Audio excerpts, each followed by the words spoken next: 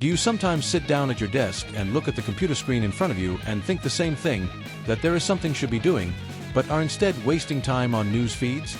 You're not alone. Inability to work at the right time is a vice that is common in many people today, and this makes you feel as if there is a wall that you have to climb before you can even get any closer to the achievement of your set goals. In this video, we'll try to understand what actually leads to procrastination and why people still become its victims.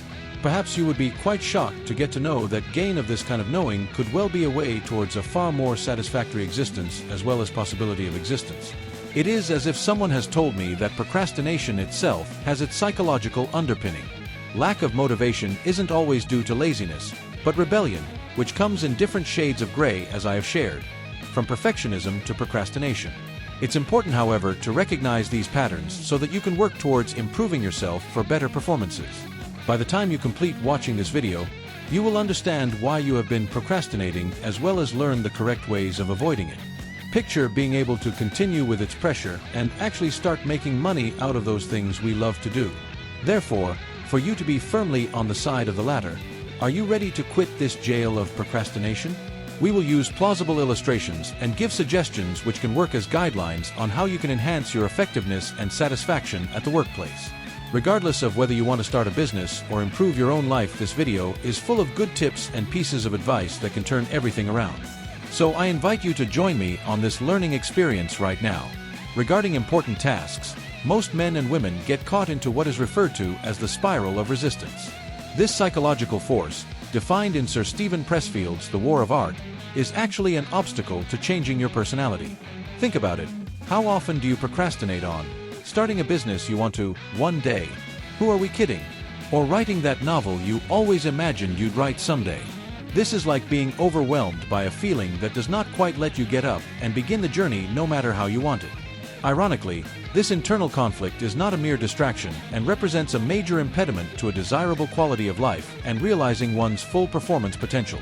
People have learned to hide their resistance in such forms, for instance, making up one's mind to spend several hours watching a favorite show instead of focusing on what is needed to be achieved. Perhaps someone will say, "I will start tomorrow," or "I want to make my plan more refined." This kind of perfectionism is a typical form of resistance, especially if the task at hand is essential for self-actualization. It is like gradually reaching a boiling point where, instead of engaging in practices that would lead to a good future and making money, one tends to avoid them. That is why the identification of these patterns is the first step toward their resolution. As such, how do you move to the next level of purposeful inquiry beyond this type of resistance? The answer to the issue is in the creation of the first message, even if it causes the message to be uncomfortable. Picture yourself starting to write the first paragraph of that book, more or less drafting out a business plan. Doing the first step, you are able to set a start and get out of the vicious cycle of procrastination. The world's high achievers admit that they had to discover that feeling uncomfortable is actually the idea. It means that one is on the right path. It's about paying attention to what the self and its client really need and avoiding the illusion of being led by resistance. Once you begin, one may notice that the pressure is reduced and can pave way for productivity as well as increased work satisfaction. That is how resistance works, how it insinuates itself into our lives, showing up as physical discomfort or a voice in the back of our mind saying, "I can't do this. I won't do this." However, when it comes to activities that are significant in self-development, such as commencing a new project or to work on a personal initiative, this discomfort reaches the peak.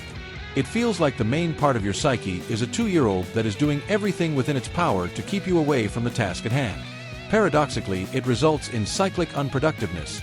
In many, the pressure to succeed only fuels the fear of failure. It is like this. However, the identification of such feelings is the first step toward dealing with it constructively. There is, however, one main type of resistance expression, and that is perfectionism.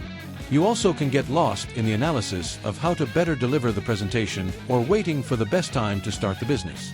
This can be quite demoralizing and always leads to nerve-wracking moments that may give room for more opportunities. In its place, you wind up trapped in a circle of rationalizations rather than striving to be higher performing and make money.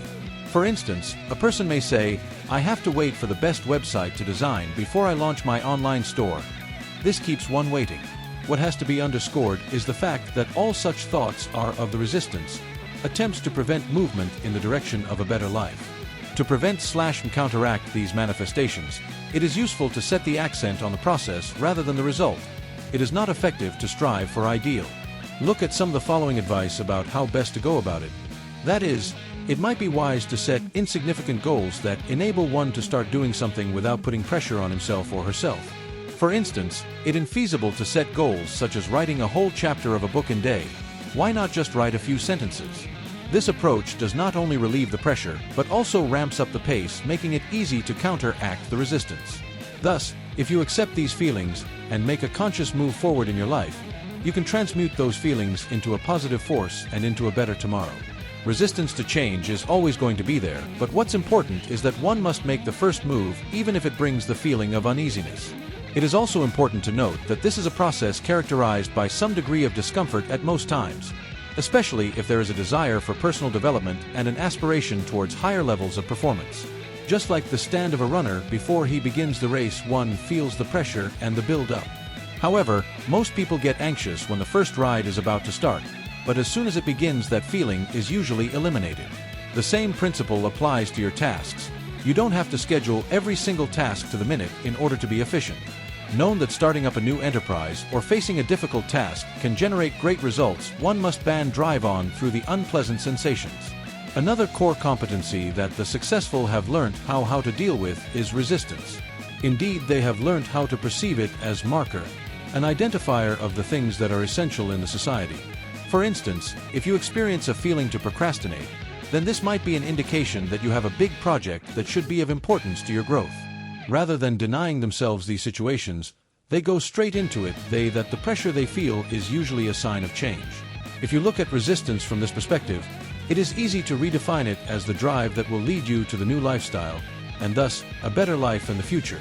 To be able to minimize or occasionally eradicate resistance at the workplace, the following procedure should be adopted. One of the most effective ways you can try and overcome the above resistance is by observing what is referred to as the 2-minute rule. Sometimes as soon as you start, other times it will be easy to go on for some more moments.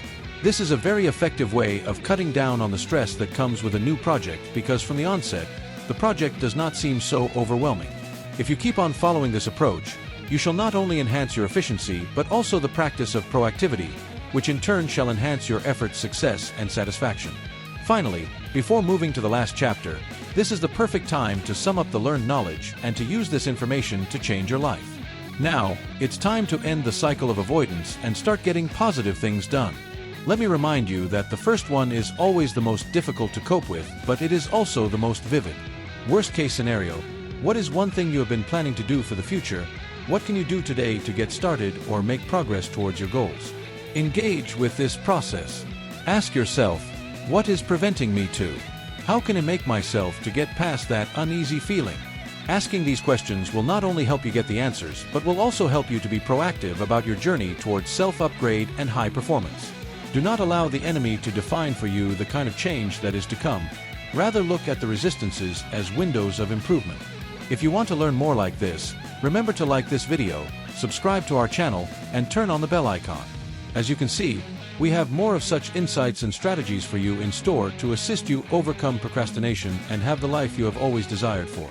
This is the right time to turn the wheels. Let's do it. Congratulations. You have completed today's activity. For that reason, I hope you got something out of our conversation that has been useful in some way. Thank you for your time and consideration, and hope to see you in the next video. Good morning, have a great day.